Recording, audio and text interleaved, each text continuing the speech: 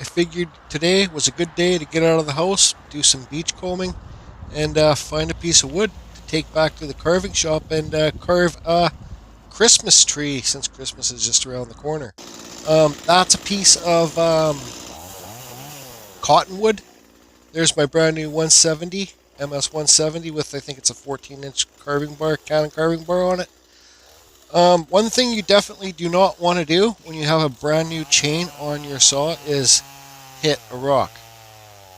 So, anyways, that's what I did here. I hit a rock. I just decided that I would carve the nicest round log I could find to show everybody that, I don't just carve cedar, and, if you just get some wood that you can get for free and carve what you want, and it doesn't have to be cedar or pine. It can be whatever you get. So it's just an example. Like cottonwood for me is probably it's not a very good wood to carve, and it's soaking wet. Even this little stump that I cut up here, I couldn't even pick up.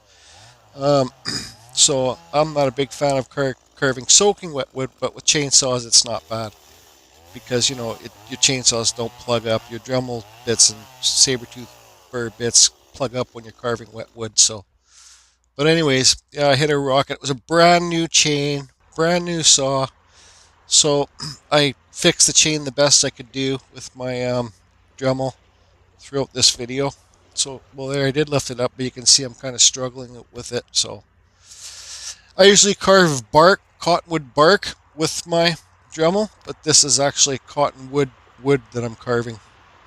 And cottonwood's like full, it's like a sponge with water. It's just super waterlogged wood. I could have found a piece of cedar. Well, actually, I did find a piece of cedar. But I said, no, I'm going to carve the tree out of this cottonwood. Yep, just to show everybody it can be done. And don't forget your saw. Yep, pick up your saw. It's just nice to be out and about. There's a piece of wood in the truck, in my car truck van thing. And here's another Douglas fir log since I'm down there. I might as well use some muscles and get myself another log. I'm not a huge fan of carving Douglas fir, but this will make good for like a wood spirit or whatever. How can you complain getting free wood? So Douglas fir is fairly heavy, so that's kind of light. There's the Douglas fir. There's the cottonwood. And a beautiful piece of first growth cedar I found.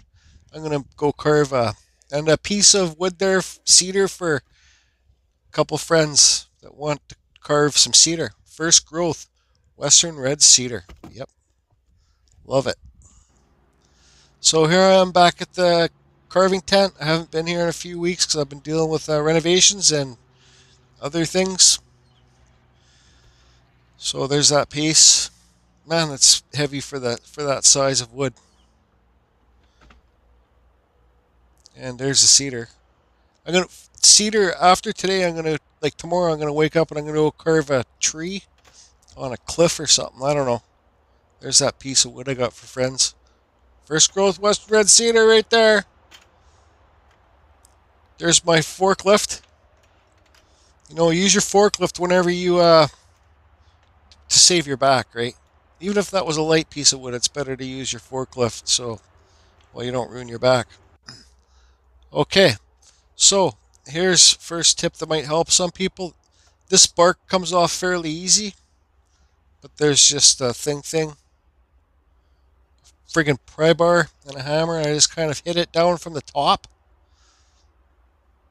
See, I go in between the bark and the wood, hit it at the top, and it'll just peel off. You'll see it'll come off in a big chunk.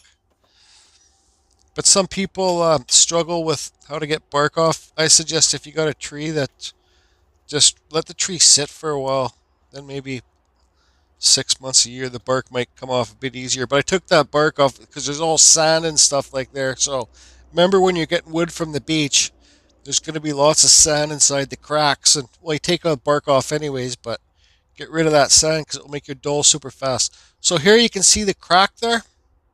So all I do, extend that crack, and that's where I'm going to cut it. I'm going to split this log in half. I could do it with hammers and wedges, but I said, nah, I'll use my chainsaw. It wasn't that sharp after I sharpened it. Brand new 170. But it was sharp enough. It got the job done. Because, like, I didn't just hit a rock. Like, there's a carbon fusion sticker. I, like, grinded the rock with my chainsaw. It was pretty dull. It was very dull. So I did the best I could.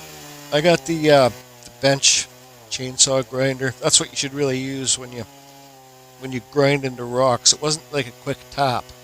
It was like... So, here's the thing I've talked about before. Here's what I'm doing is I'm cutting down the grain, so I'm cutting against the grain.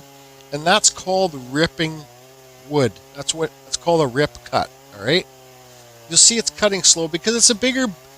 It's a 14-inch bar on a 170 saw, so it's cutting slower, and the chain wasn't as sharp as it should be. But you can see the fine dust there? So there's two different types of rip cuts. Evo Rick. It's not, I don't think it's like ripping. I think it's more like tearing. The top, yeah, it stinks like shit, cottonwood. It's more like tearing the wood than ripping it, but I guess because you're just tearing the top of it or shredding it. So this is one example of a rip cut in a second here.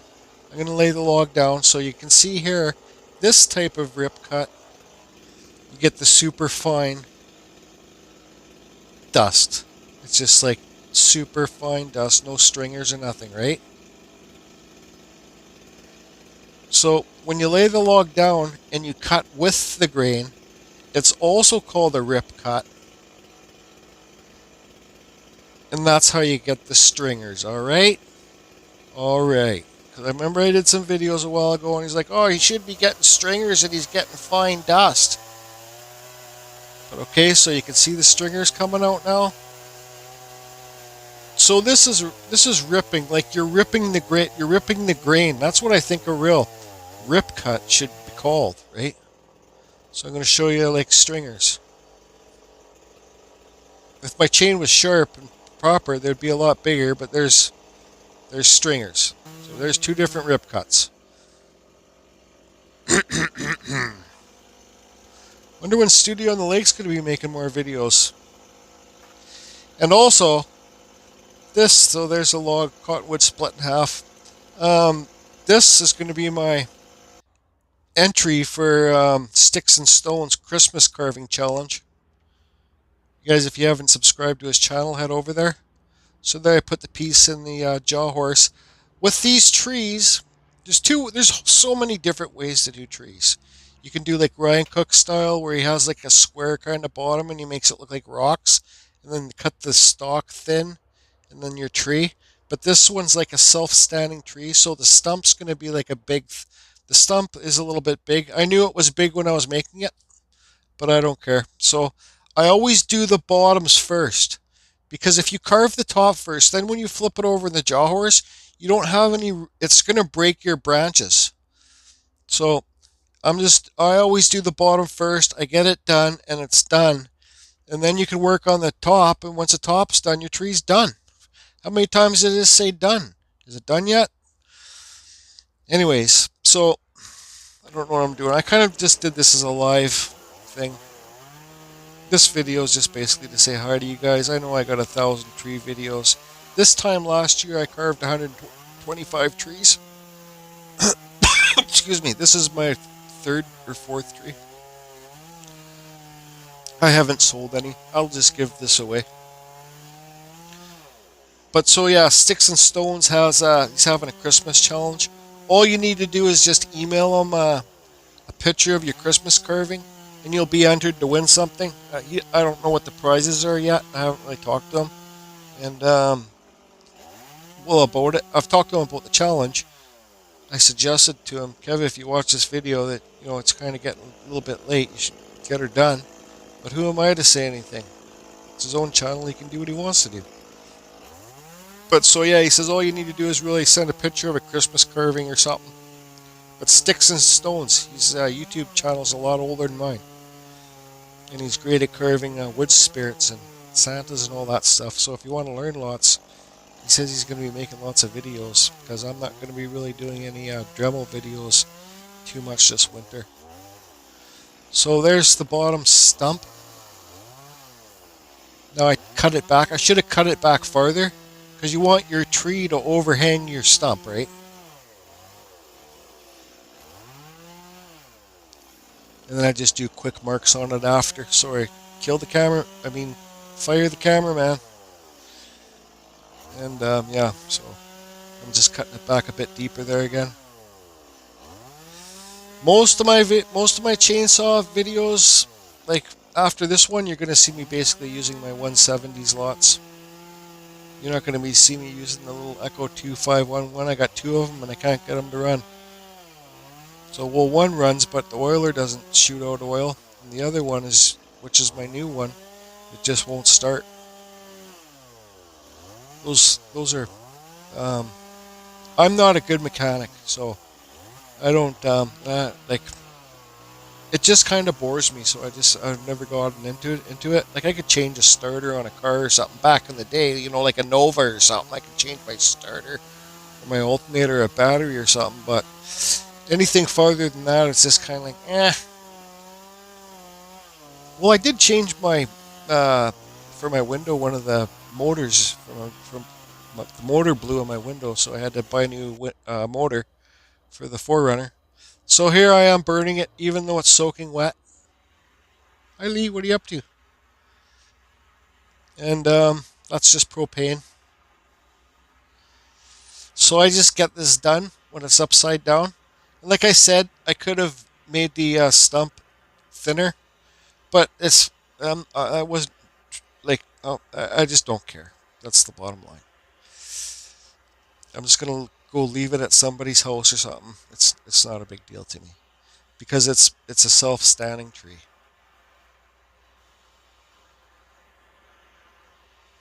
So you see how long this wood's taken to actually get some color into the burn. Soaking wet. But just showing you. Go to the beach or go to the forest or something. Find a piece of wood. You can carve these trees any way you want. Or you can do whatever you want. Carve wood spirits, carve fairy houses, carve gnome homes, carve mushrooms. I think trees are real good for beginners. I think mushrooms are really good for beginners. Even wood spirits are good for beginners. All the stuff I carve is basically beginner stuff. I guess my mind's too lazy to try and advance. Who cares, right? Have a good time. Like I say, I'm just that fat guy with a hole in his head having a good time. So there's the sandpaper, emery cloth from a belt sander. Quickly sand it. Like the stump could have been thinner on each side, not so thick. Don't care. Maybe I do care though, because I keep talking about it.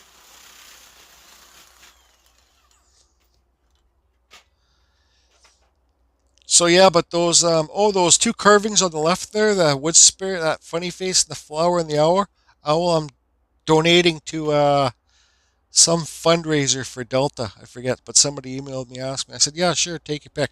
Oh no, not the flower one.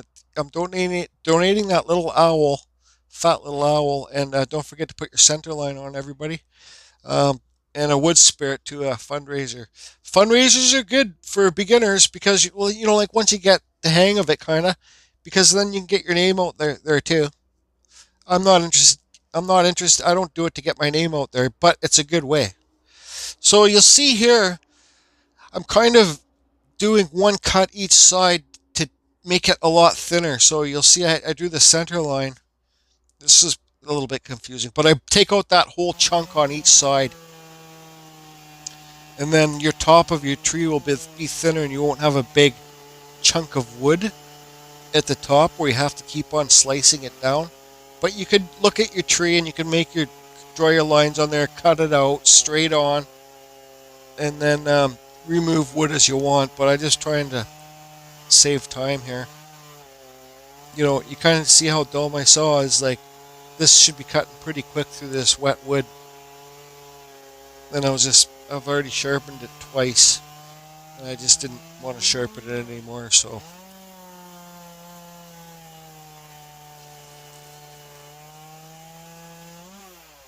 Who's that guy carving with the smoke hanging out of his mouth? So I know this part kind of gets boring, it kind of drags on, but kind of showing you guys. So what I do is I push way back at the top of the tree, and I kind of let the bar curve out. That's one thing about carving bars, they turn good in the wood, but you do not have to have a carving bar to carve these trees. You can do it with a normal bar. And mushrooms, you don't have to have a carving bar. Snowmen, you don't have to have a carving bar. But you see how thin at the top there it is now? Now what I'm doing is I'm just kind of removing extra wood to kind of make it thinner. But the bottom's pretty chunky. The more swoosh you like say if you're looking straight on at the tree, the thinner the top is, the more swoosh like pretend it's like half of a quarter of a garbage can lid. The more bend you have in it, your tree, the better it's going to look. I think anyways. This one's kind of like, I guess it will be like a fantasy tree. But I'll show you later in the video something that you can do to make your trees look better. Sorry, I shouldn't have that smoke. It's not a smoke, it's just a pretend smoke. I'm just trying to look like I got a smoke in my mouth. I don't know why, maybe I think it's cool. Who knows? It's one of those old, you guys have those Popeye smokes when you're kids? Those little candy smokes? That's pretty funny back in the day I wonder if they still make those. Probably not, they probably got banned. Those kids can't have candy smokes. Influence candy smokes. Now you look at I'm not going to get into it, but like, look at commercials and stuff, and not about smokes. Let's just change the subject. But anyways, so what I'm doing here is I'm drawing I guess it's like a pine tree. I'm drawing them. It's not a pine tree. It's just a tree, but pretend it's a pine tree. I'm drawing from the center out on each side. Okay, so all my lines are coming out from the center. Sorry, I think I don't know if I've shown you good enough, but you can see there. Now here's my other new Still 170 with the 8-inch bar on there. And I don't know if you can follow along. Shoot the cameraman. I don't know if you'll be able to follow along, but all my lines come out from the center. I just keep on dropping them and follow the pattern. Sorry about that, everybody. Sometimes you get carving and you just don't think. Another thing, too. At this point, I cut, after I did this tree, I cut up that stick that I had, the cedar that I have for a couple of friends. I cut it up, and I'm like, why the hell is all this bar oil over top of all this cedar that I just cut up? I think I cut them into like 10-inch pieces. Why is this bar oil all over the place? I look at this saw, and there was no oil cap on it. So I went to where I carved the tree. I couldn't see the oil cap. I raked the sawdust, and the oil cap was underneath the sawdust. So I did all the details on this tree with no oil in my bar. It's hard to see because this is like kind of whiter wood, but all I'm doing is just kind of making cuts, then crossing the cuts. Anyways, just see how I'm bringing it down, just kind of following the motion of the super swoosh lines. I don't know, just try and make it look fluent, like all the branches are always kind of going the same way. And actually, to tell you the truth, I thought I had a new chain on this. I thought this was a brand new chain on this bar too, but it wasn't. It was dull. So there's the cuts. You kind of see how they all kind of go the same way. So now if you look at this tree, it's kind of blockish. And I'm just showing you how fuzzy this wood is. Excuse me. I'm going to stop this voiceover and start over again. Okay, good. I got it saved. So what I'm doing now is doing upcuts to make it look like some of the branches are separated from the tree because it was just too, I guess you can say, square looking for me. So you'll see here, um, be careful when you're doing your upcuts when you're using the tip of the bar because you can get kickback. So I don't suggest to do it with the tip of the bar.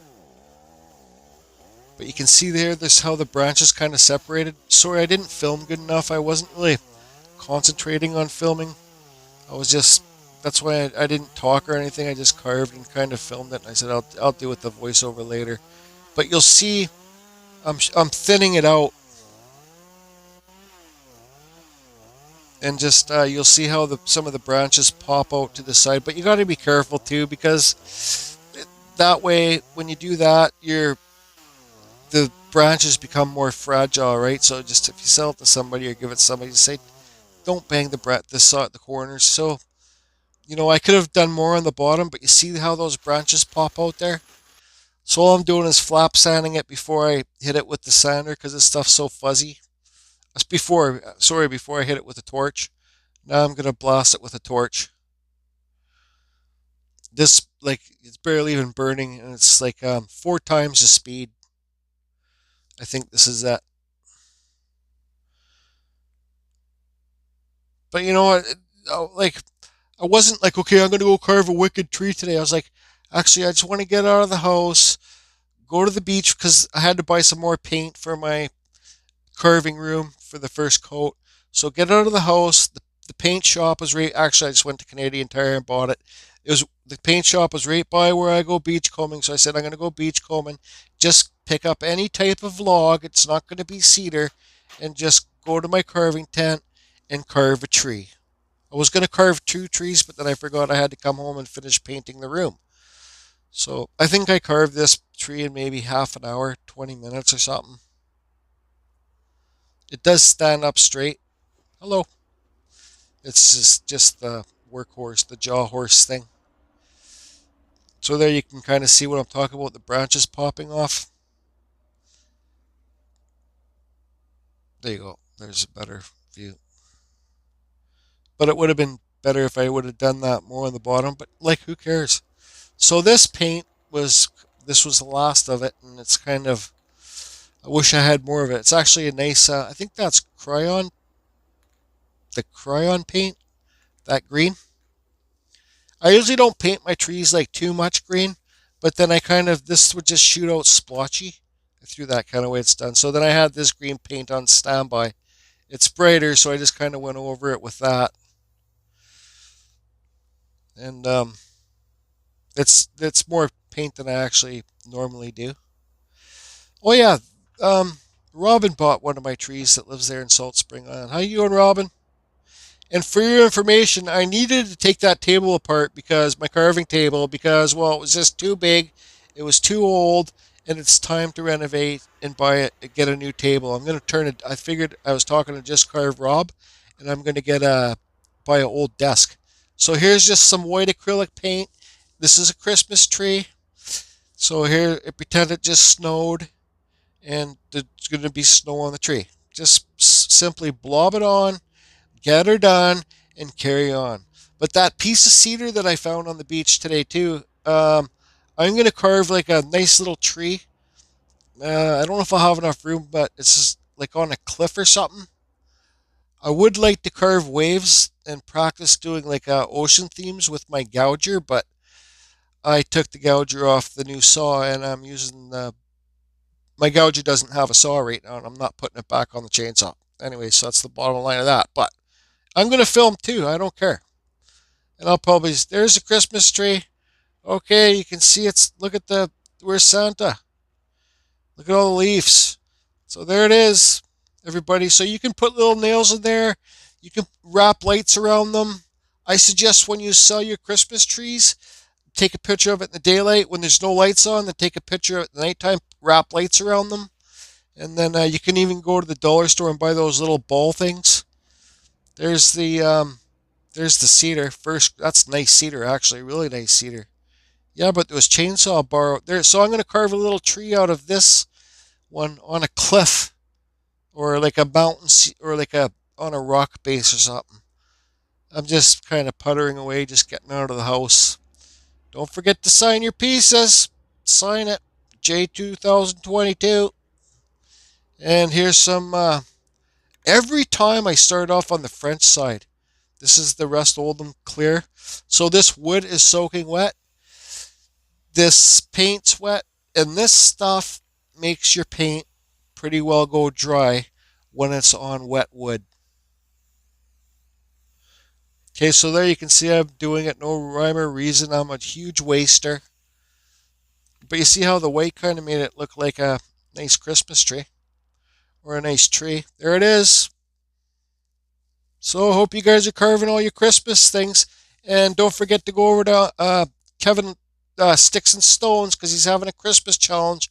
And there might be some prizes. Carving Fusion, over and out.